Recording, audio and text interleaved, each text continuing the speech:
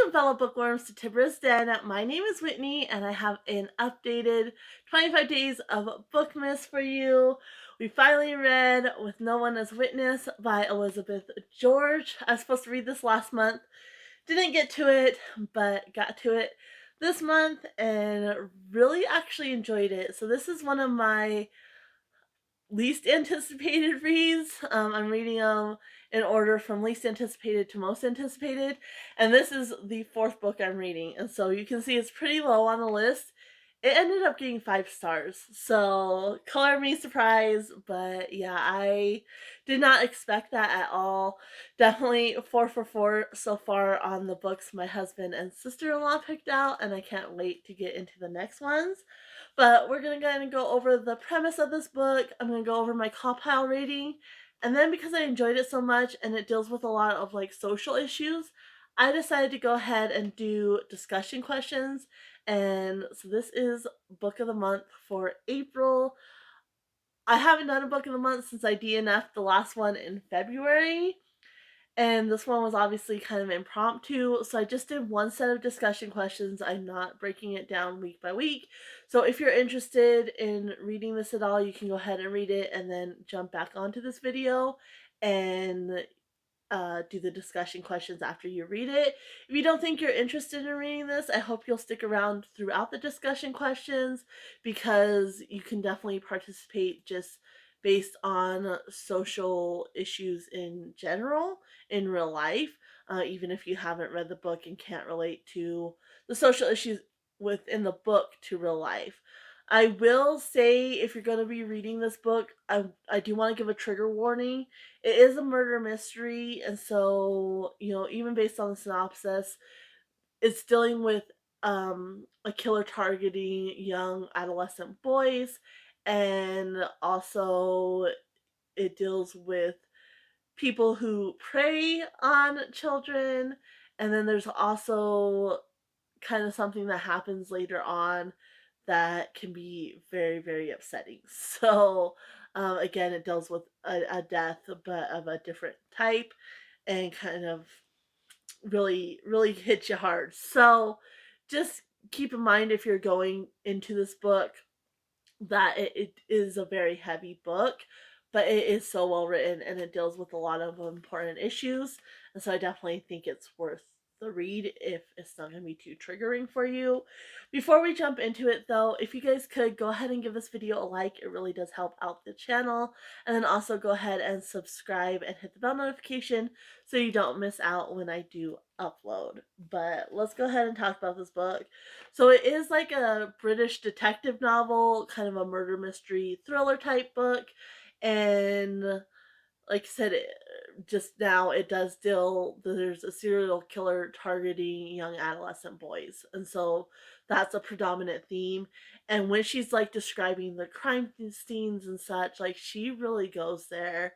But very well written, definitely pulls you right in.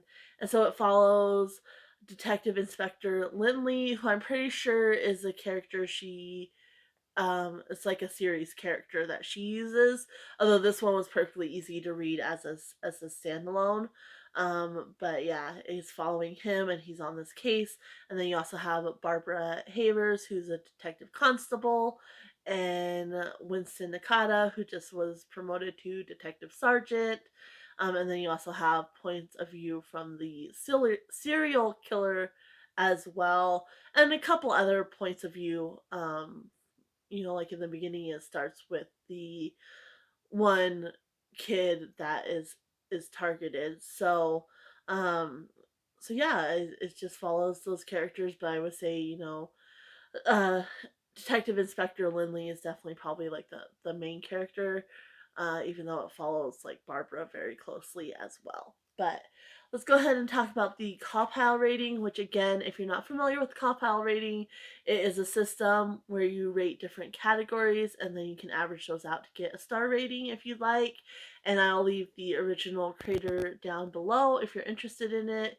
I think she did kind of a new version for this year, if I'm recalling right. I heard somebody else say that. But regardless, you can go to her channel and check out the system, and she has like a spreadsheet you can use and everything. So, but For characters, I gave the characters a 10. I thought the characters were done very well, especially with as many characters as there were, and you're kind of jumping around and following these characters. I thought there was a good amount of depth to them, that you really got a good sense of who these characters were and their actions and everything like that. Atmosphere, I also gave a 10. I thought the atmosphere was done very, very well, especially because it uses like a lot of landmarks and such, which obviously I don't know. But I thought it really captured in like you're like in the depth of the police investigation and everything else. And I thought it captured the atmosphere very, very well, and it really felt like you were there along with these people investigating these crimes and such. Writing, I also gave a 10. I debated dropping this one down a little bit, but I think the writing was kind of separated from the issues I had with the book. And I thought it was very well written. It was really easy to follow along. The pacing was good. And it all just made sense. Like, I didn't get confused or anything like that. I thought it was a very well written, and I liked the writing style. Um, and she really just pulled me into the story, so I ended up giving writing a 10. Plot, I also gave a 10. Obviously, a murder mystery, you're trying to catch the serial killer. Pretty standard plot for a detective novel, but I thought the plot, like I said again, pacing and just how it was laid out was done well, so I gave that a 10. Intrigue, I gave it 8. And the reason I dropped intrigue down a little bit was because I knew who the killer was from the moment they were introduced. Like, I knew who it was, and she made me question myself a little bit here and there, but I knew who it was, so that just dropped it down a little bit. But I was still very intrigued, wondering how they were going to catch this person, and also, she cast suspicion on other characters as well, and just how they would tie together.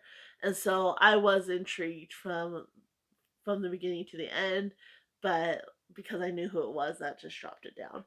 Logic, I also gave a 8 because she does cast suspicion on other characters. She doesn't fully tie off those storylines. And so I really wish she had. And so that just kind of didn't make sense, because some of the things, like why would they need this, or why would they do that? And so I needed more there, and that just kind of dropped the logic down because it left me wondering. And then also, one of the situations that happens later on in the book, it just felt a little bit forced, and I didn't understand why it was necessary, other than maybe just the shock value. And I don't know, it felt a little forced, and it didn't kind of fit into the storyline seamlessly. And so I dropped logic down a little bit. And so enjoyment was a 9. Again, it just didn't get a full 10 because of those few issues I had, but I really, really did enjoy the book overall, and I absolutely loved it. Average is 9.28, which does equal a 5-star rating. And so, yeah, I thought it was really well written. Like I said, just a few things that left me confused, like she kind of didn't tie them off, and the one situation, it did kind of come to play a part later on in the book, so it sort of made sense, but just how she went about it didn't really make sense as well, because I mean, I know why she did what she did, but it didn't fit into the story seamlessly, and so that kind of left me a little confused. But overall, like I said, the main plot of trying to find the serial killer was well done, and the other little plot lines that kind of go into that just really add to the character building, and I really enjoyed it. So let's go ahead and get into the discussion questions. I have 21 plus one from the book itself. And so, yeah, we'll jump right in. Again, just keep in mind that we are talking about this book and these characters, so there's slight spoilers, but I did keep it as spoiler light as possible. And it's really revolving around the kind of social issues that are presented in the book. And so I think even if you haven't read the book yet, you're probably safe to continue forward. You'll kind of be a little lost as far as the characters go, but you won't get too much information as far as the story itself. So let's go ahead and jump right in. 1. How well did the author capture the real life issue of institutionalized racism? And I thought they did a very, very good job because it's more, institutional racism is deeper than one individual or a group of individuals that are racist. It's a deeper level. And I thought she did a really good job at capturing that. It wasn't just that these people were racist or anything, it was kind of the overall situation. And that included even the community itself, the press, it went deeper than just the police. And I thought she captured it very, very, very well. And so, yeah, I think she did a fantastic job on that. Number 2, even though he was trying to point the finger elsewhere, does AC, which is Assistant Commissioner Hillier, have a point about the press's role in institutionalized racism? And absolutely, because they also played a part in that. They didn't catch on, like, they didn't put these colored boys on the front page.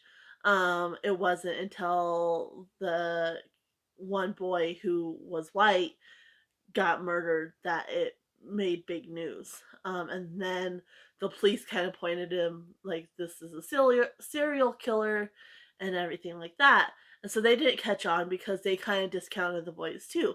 So they have a part to play in institutional racism as well, for sure. Number 3, how do Lindley and Nakata's backgrounds compare when it comes to them never fully being accepted by their coworkers? And so you have Lindley, with Detective Inspector Lindley, and he's actually from like an aristocratic background. I think he's like a count or something.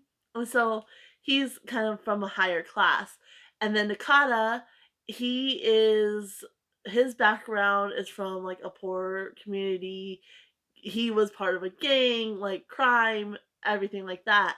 And so it kind of just separates them from their peers because Nakata comes from a lower class, Lindley comes from a higher class, but they both are part separated essentially from their coworkers and such. And so neither one ever is fully one of the boys.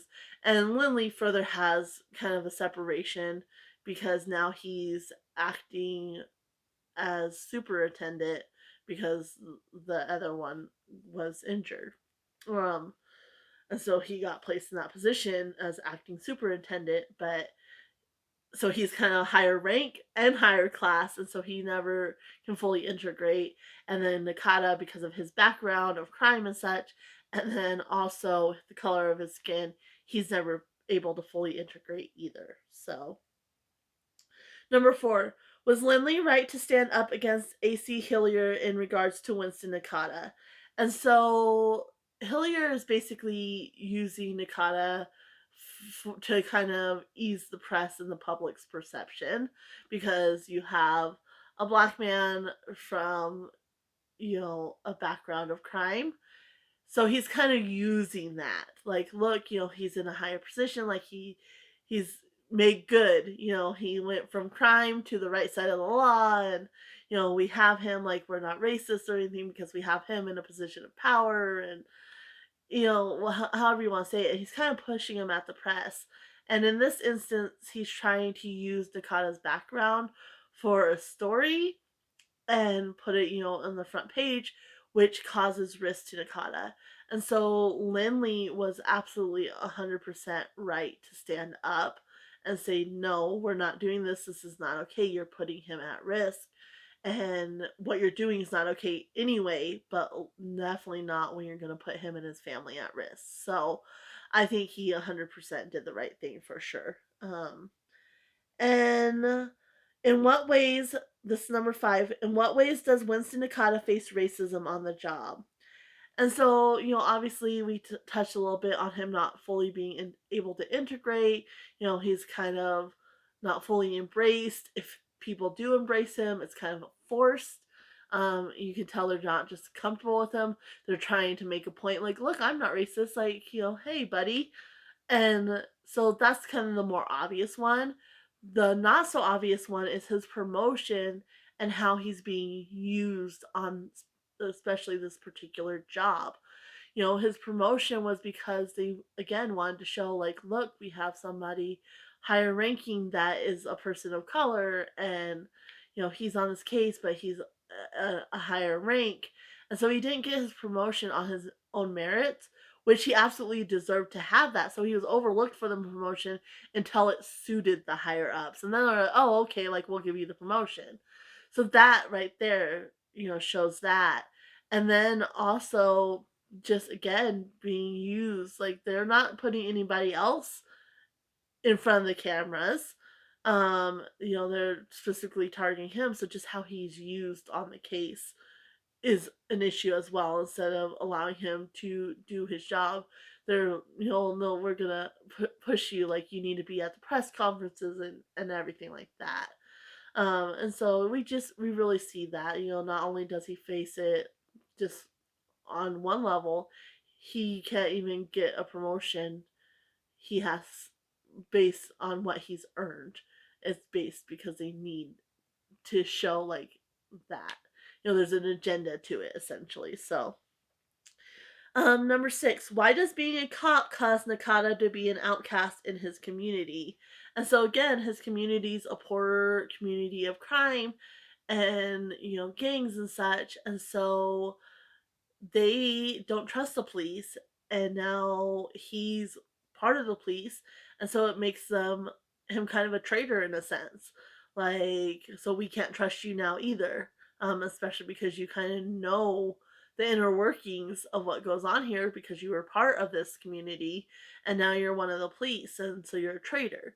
And so it does make him a target because they now he's not trustworthy, and he's kind of turned his back on them. So, number 7, does Lindley's animosity with AC Hillier hinder the investigation, and how is this reflected in his hesitation to use Robson? And so Robson is like a profiler. Um, and so I think it does hinder the investigation, but more so in Hillier is hindering the investigation.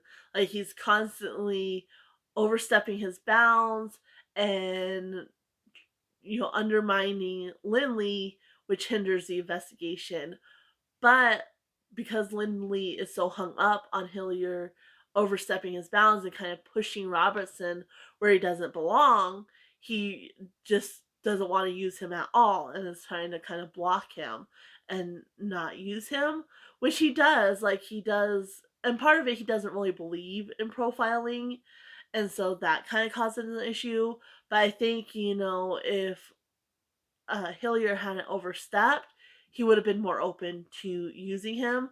But he keeps kind of having Robson show up at crime scenes and such, and which causes problems. And he's not listening to Lindley, and so yeah, the animosity is definitely, I would say, hindering the investigation.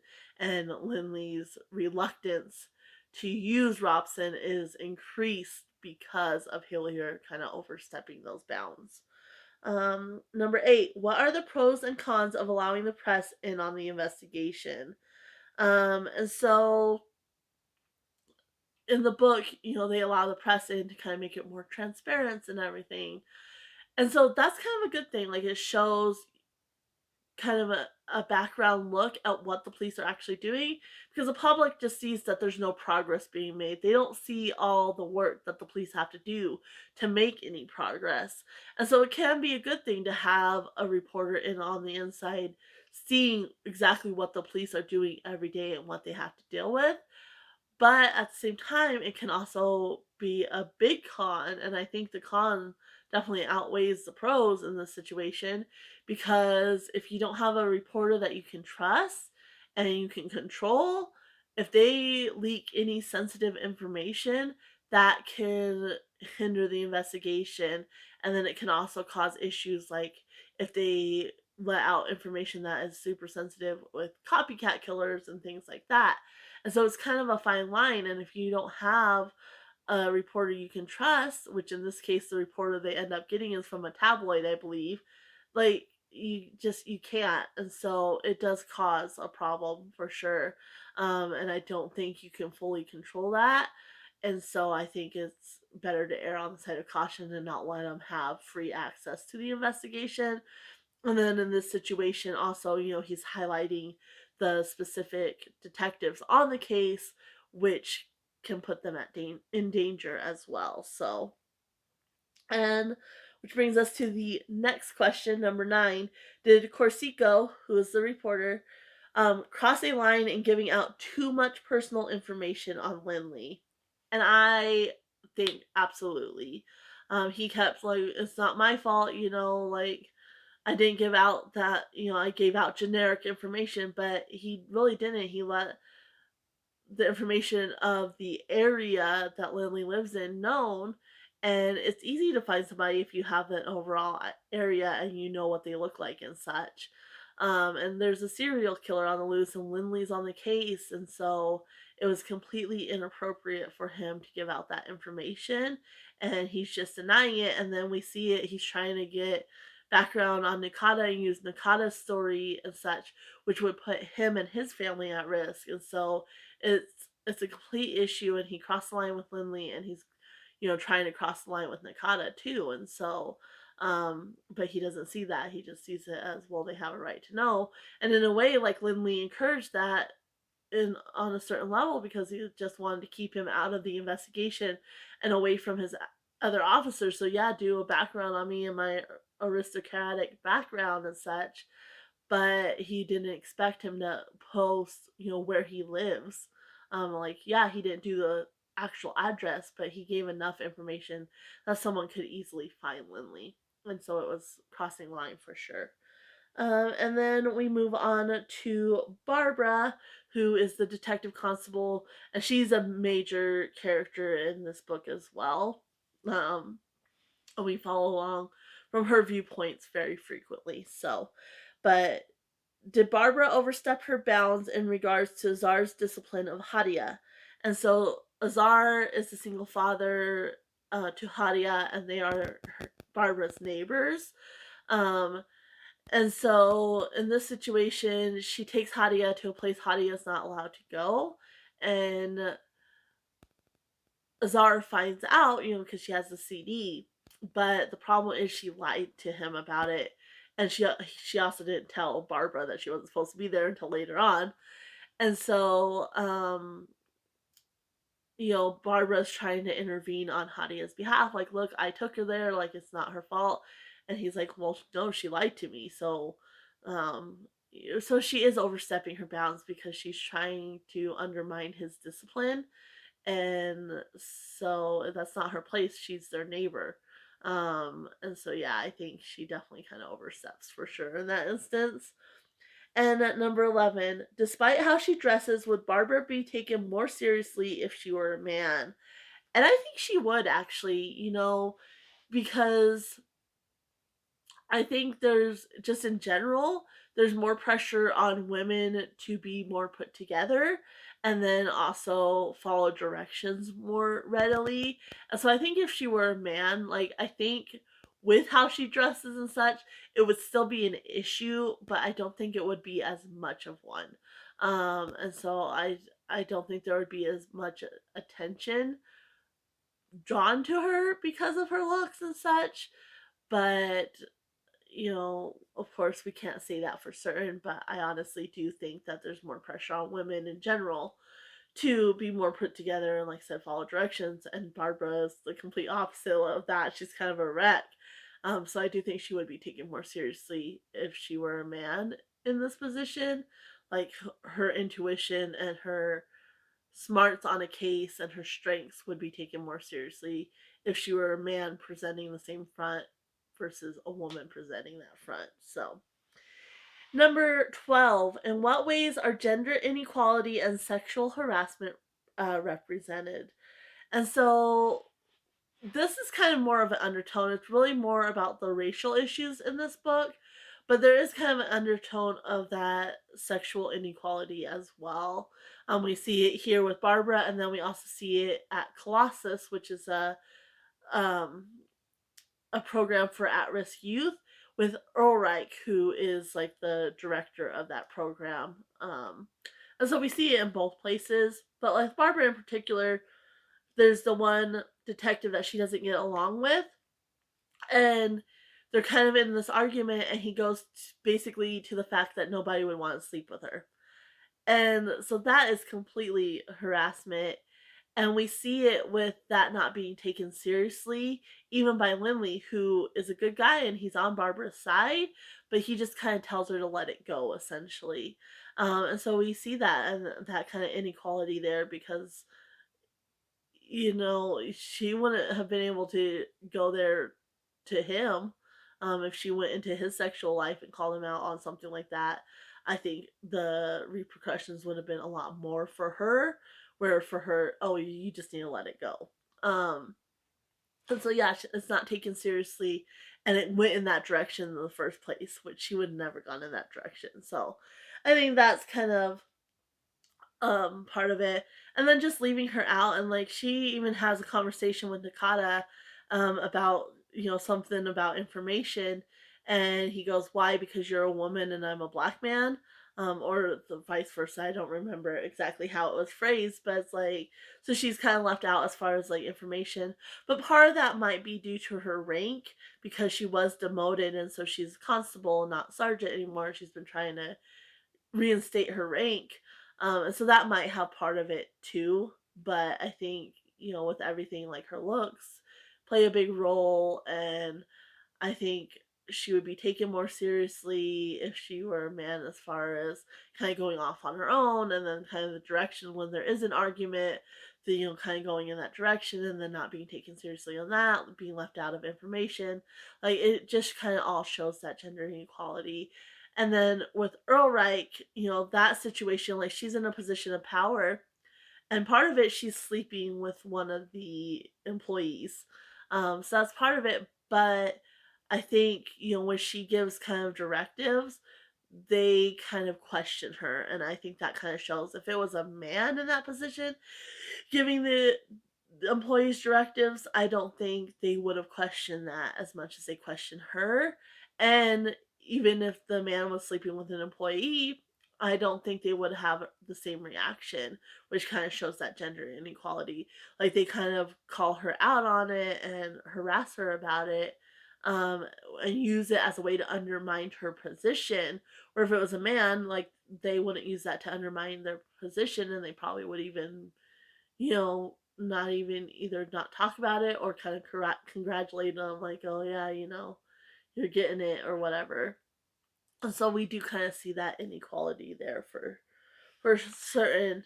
And you see, they're calling Earlreich out, but they're not calling, the person she's sleeping with out at all. So definitely kind of shows that gender inequality and that harassment as well. So number 13, would there be any changes to the inappropriateness of Ulrich's and Griffin's relationship if their positions had been reversed? So Ulrich, is like the head of Colossus, and then Griffin is the employee. And I mean, the inappropriateness, I don't really think it would change. I think the response to it would be different. But it's inappropriate either way. And we actually see later on that Griffin is actually the one kind of using her.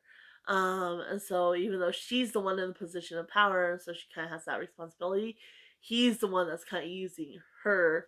Um, and so, yeah, I think, the inappropriateness is still there, but the reactions would be different if their roles were reversed. So, number 14, Arabella makes excuses for Griffin. How is this problematic? And so Arabella is Griffin's wife, and she makes excuses. Like, she's very aware of the affairs he has had.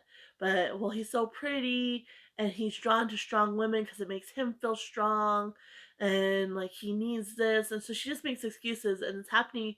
We see it looking at Griffin's past, like it happens over and over again.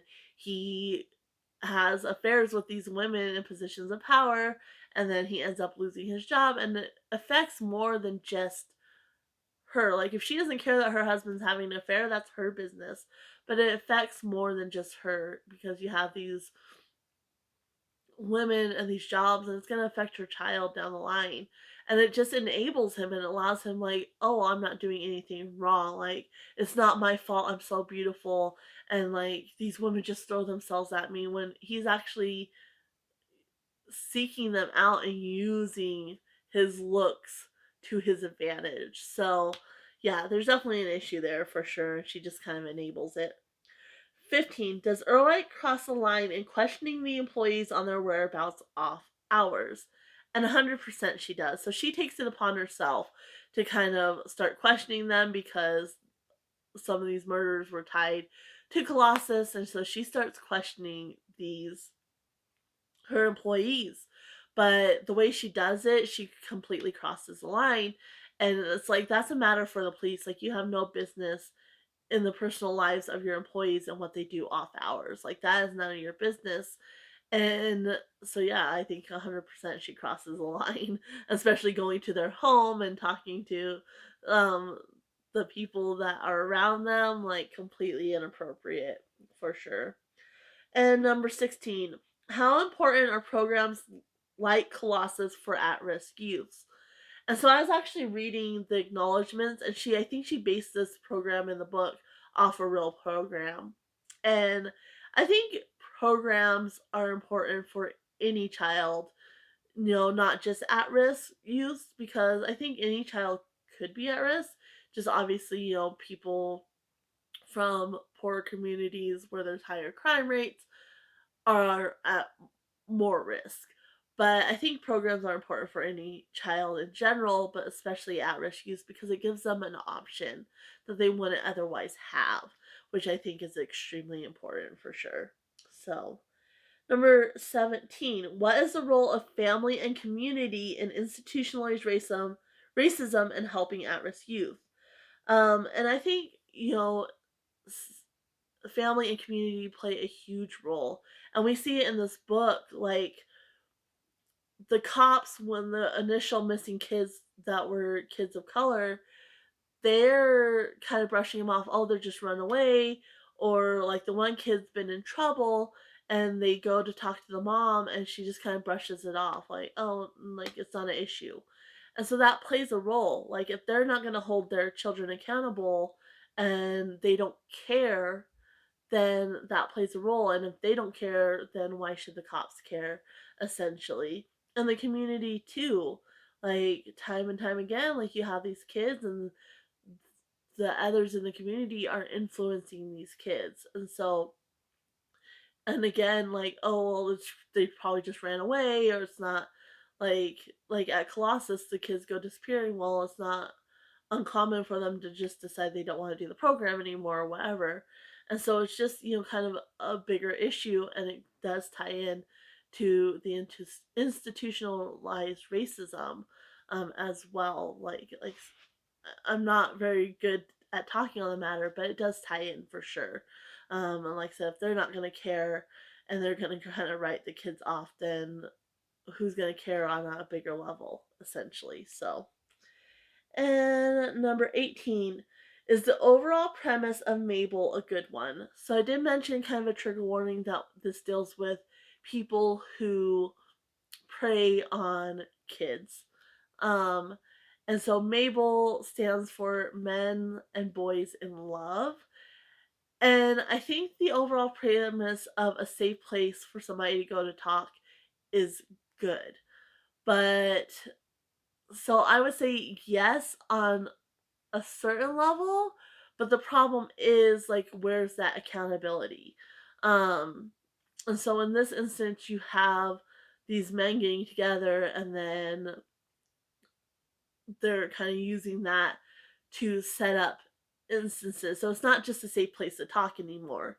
And so that's where the problem lies. It's not in the overall premise of this being kind of an anonymous group where it's safe to talk about your feelings, which I think, anybody shouldn't be shamed if it's going to help keep them from partaking in doing something that's not legal and not morally okay. I think that everybody deserves a safe place to talk, but the problem is when they cross that line. And so the overall premise, yes, is good, but how it was done is not okay. So, number 19, where does the responsibility lay, with the organization or with the individual members? And so again, you have these men and boys, well, men, the boys aren't part of this organization, but these men that are coming together to have a safe place to talk, but we see later on that it plays a part in as far as like murders and such. So I think that the organization, because there's minors at risk, does have a part to play.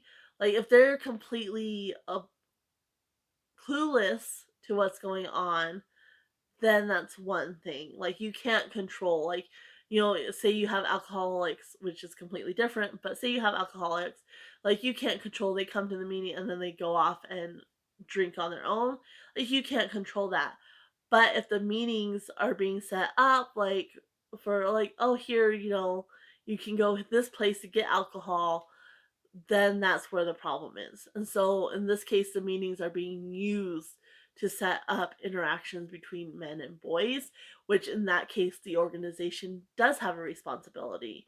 Now, if they weren't being used in that way and an individual member went off on their own, then the responsibility definitely lies with the individual.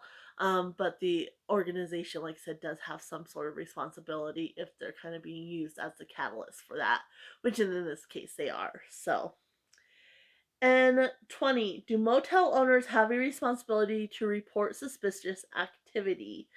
And I say yes, especially in the case when there's underage children involved. The motel individual or owners or employees or whatever the case may be definitely do have a responsibility. Whether they're taken seriously by the police or not, they do have a responsibility to report it for sure. Because these are underage children that are involved. So, number 21, what are the flaws in the justification of the members of Mabel? And so I really tried to phrase these questions not to give too much of the information in the book away, which I think I did a fairly good job. But there's a couple members of Mabel that come to light during the investigation, and their justifications, gonna try not to get too angry, is that the boys were willing, like they wanted to, and also that they were trying to save the boys from a bad first experience. And I'm sorry, those are underage children. So it's still rape whether they wanted to and they were willing or not. If they're underage, they cannot consent. And two, you're justifying rape to save them from a bad rape. Like, no. Um, and so yeah, I think like the justifications just really got under my skin because like no. And you know what you're doing is wrong, otherwise you wouldn't be hiding it. Like it just makes me so mad, but they're trying to justify what they're doing. And so yeah, I think no, they're underage, whether it's a 12, 13-year-old boy or a 17-year-old girl. If they're underage, they cannot consent. I'm sorry, no. And like I said, and then the second half of that is your justification of doing it to save them from a bad version of it does not fly. And so I just no. But that was the last question that I came up with. And then there was one question that I just really liked, and this was on page 464. It was Detective Lindley's kind of pondering. And it says, "How well do we ever know anyone? How often do we let outward appearances, including speech and behavior, define our conclusion about individuals?" And I just thought that would be a good spot to end and kind of ponder on that one. Definitely let me know your thoughts down in the comments below. I know this video was a longer one, so I'm going to go ahead and leave you guys here. Happy reading, everyone. Bye.